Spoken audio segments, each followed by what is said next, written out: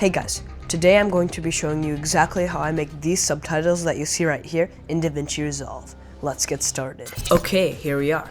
Keep in mind that this is an auto subtitle tutorial, so you won't really have to do that much in order to get good results. I promise you it'll be very quick. Let's get started. So first go ahead to the timeline tab and then go to create subtitles from audio. You can change the language to whatever you want. There are a lot to choose from. And then you can choose a caption preset. I'm going to leave that on default because I can customize that later.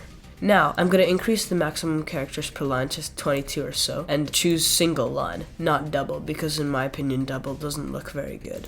Then make sure that the gap between the subtitles are 0 frames and then click create. Hey guys, today I'm going to be showing you exactly how I make these subtitles that you see right here in DaVinci Resolve. Let's get started. It's pretty cool already, but the font isn't to my liking, so let's go ahead and fix that.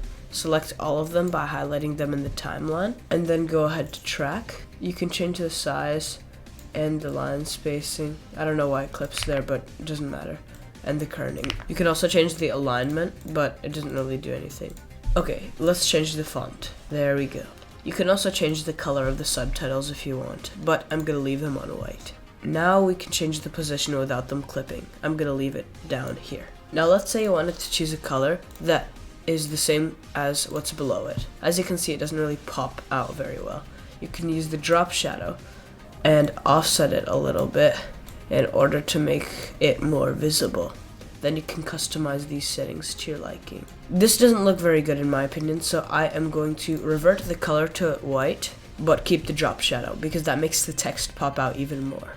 Actually, now that it's white, I'm going to change the drop shadow settings a little bit. Alright, that looks a bit better to me. They pop out, but the drop shadow is not too intense. Now, if you don't want these gaps, as you can see I got one here, then just go ahead and drag that clip. And if you think a subtitle is wrong, click on it, and then just edit the text here. And that's it. Some great subtitles in DaVinci Resolve. Thanks for watching.